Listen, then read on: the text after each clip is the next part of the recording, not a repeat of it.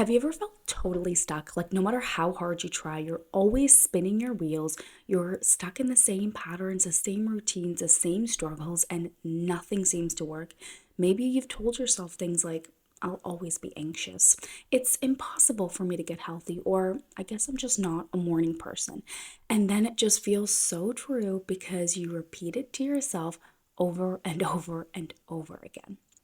Here's the real truth that I want you to hear today. I want you to hear that you can change. You can break free from these patterns. But first, you have to stop telling yourself that it's impossible. Because here's the deal, the reason that you're stuck right now is because you can't believe you can change.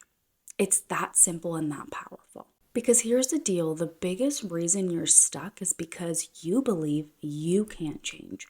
That's how powerful that thought is. So today I'm going to walk you through exactly how you can start changing your life for real this time. So, the number one reason people fail to change isn't because they're lazy or incapable, it's because they keep repeating that destructive lie to themselves that change is hard over and over again. Every time you say things like, it's so hard for me to change. Nothing ever works out for me. No matter what I do, I stay the same. You're literally programming your brain to stay stuck. I want you to think of your mind like a powerful computer. So every thought you have is like a command, right? So when you press on a keyboard on a computer, that's a command you're giving the computer to enter or write A or that semicolon. Now, when you keep repeating those negative commands to your brain believes you and it just shuts down that possibility of change in the first place. Let me give you a personal example here. So I used to struggle with anxiety and depression. I talk about it so openly on this channel, and I would constantly tell myself that this is just who I am. I'm never going to get better. And guess what? I literally stayed the same for 5 freaking years of my life. And it felt impossible because I was affirming to myself every single day that it was.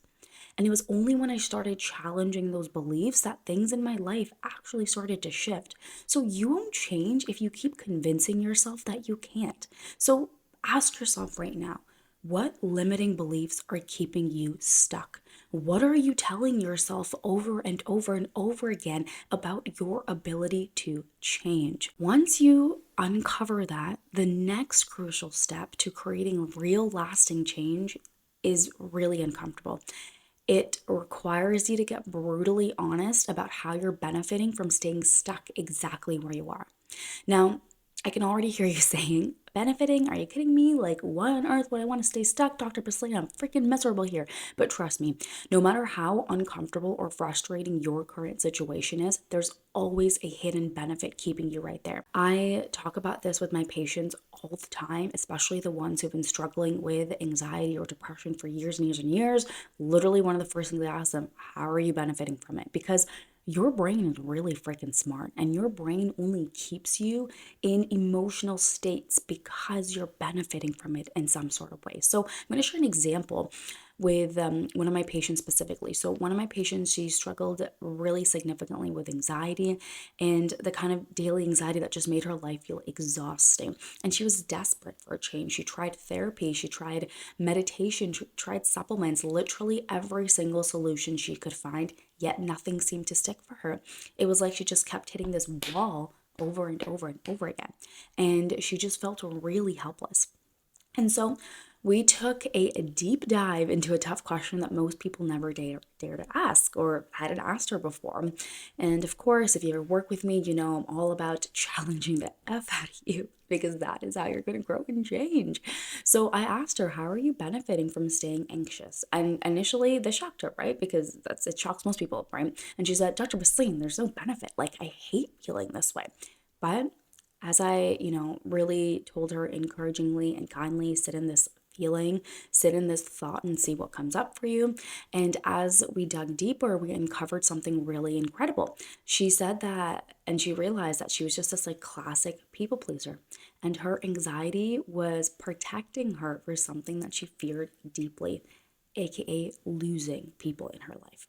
And here's how it worked for her. So her anxiety gave her an excuse to avoid uncomfortable situations. She didn't have to set boundaries because anxiety was her reason for saying yes to everything.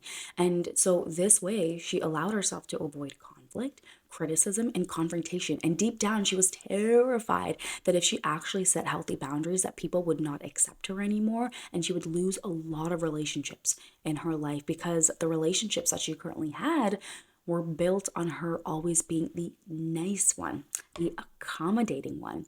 And can you feel that? Like, imagine realizing your anxiety or whatever issue you're facing has secretly become like your shield against rejection, that it's been protecting you from what you're afraid of most, losing love, approval, or belonging.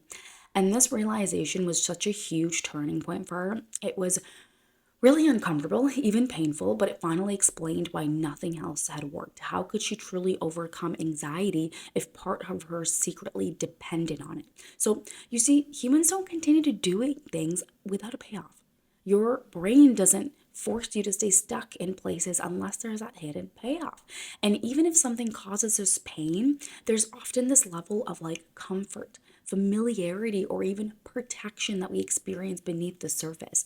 So, now it's your turn. Ask yourself this powerful, life changing question: how am I benefiting from staying exactly as I am right now? Maybe for you, it's avoiding uncomfortable conversations, protecting yourself from criticism or rejection, or not having to face the fear of failing publicly. It could be avoiding responsibility, disappointment, or discomfort. It could be staying in a predictable routine because it feels safe, even if this very routine is holding you back. I get that this isn't easy. Facing this truth is probably one of the most courageous things that you can never do. But until you do this, you will always, always, always stay stuck. And here's why this is so important, because once you acknowledge the hidden benefit, you reclaim your power. Suddenly, you're no longer subconsciously running away from that fear. Instead, you're making that conscious, intentional choice to show up and face it. And when my patient finally saw the truth clearly, she began to make those small changes, those small, brave steps towards setting boundaries. And guess what? Her fears did come true in some ways. She had uncomfortable conversations, and yes, a couple of relationships changed, and she lost a couple of people in her life. But you know what else happened? Her anxiety started to fade. She discovered real, meaningful connections built on mutual respect and honesty. She found genuine freedom, something that she had never experienced before. And she realized that she'd been trading her joy, peace, and authenticity for this like illusion of safety in her life. And she decided it just was not worth it anymore. The benefits did not outweigh the consequences that she was dealing with on a daily basis. And that's your choice too. If you want real change, you must first face and release the hidden benefit that's keeping you stuck. So once you've done that, once you've uncovered the limiting beliefs, the hidden benefits, here's the next part that you need to step into that I really want to emphasize here. And another reason as to why it feels really difficult for you to change is that you cannot change. And I just want to emphasize this: you really cannot change if you're constantly stressed out or overwhelmed. And this is where we get into nervous system education and work. So if you're new to what your nervous system is, or haven't really heard this word before, here's an analogy that's really going to help you. So I want you to imagine your nervous system as like your house's alarm. And if the alarm is constantly ringing, so because of stress, anxiety, or overwhelm, your brain literally shuts down its ability to grow or create new habits. You go into survival mode instead of growth mode. All right. So you want a better body, career, or relationships, but your brain is stuck in panic survival mode. Your brain thinks that you're running away from a tiger 24/7. So, of course, you can't build new habits or change in this survival mode if your brain's like, we got to run away from this tiger. You're always going to sabotage yourself because your brain is just busy trying to survive. So, in this first step, when it comes to nervous system regulation work, is learning how to calm this alarm. You need to regulate your nervous system every single day. And if you truly want to change, this isn't like an optional, like, oh my God, when I get the time, I'll do it step. Nah, it's essential. You have to do this. So a couple of things that you can do, right? So is deep belly breathing. Super simple. This is probably my favorite one. I'm like taking deep belly breaths all throughout the day. So this is where you want to kind of imagine that there's a balloon in your belly that you're inflating, and then you want to breathe out and imagine the balloon deflating. You want to make sure you're not breathing from your chest, because when you breathe from your chest, it actually puts your body into more of that stress state. You can also go on quick mindfulness breaks or go for walks during the day. Even like just 10 minutes helps. I go on so many walks during the day, one, to get my steps in, and two, because it just brings me so much mental peace and clarity, especially during a stressful day. You can ground yourself physically, right? Like placing your feet on grass. And essentially, the calmer you are, the faster your change, period. Because you don't have any resistance. You don't have any stressed out resistance. Your brain needs calm to build new habits. If you're not regulating your nervous system, you will always stay stuck. Please don't skip this step. Now, the next part that's going to be very important is for you to master one thing at a time. So if you're anything like me, you've probably tried changing everything at once. So how many times I've done this in my life, right? Where I'm just like, oh, wake up at 5 a.m., eat healthier, meditate, work out, drink more water, and go have like 10,000 steps a day, and connect with 5 of my girlfriends every single day. And then within 2 days, you're like back to square one, crying on the couch because you feel like you've just failed at all of them. And trust me, I have been there so many times. Changing everything at once is a recipe for burnout and failure. It is. It's truly a piece of self-sabotage. And so instead, what you want to do is you want to pick one thing to master first. Give yourself 3 solid weeks to deeply embed that habit, right? Because those 3 weeks creates momentum, confidence, and real identity shifts. So for example, if you want to become a morning person, just focus on waking up earlier. That's your only goal for 3 weeks, not 10 other things, just one simple action.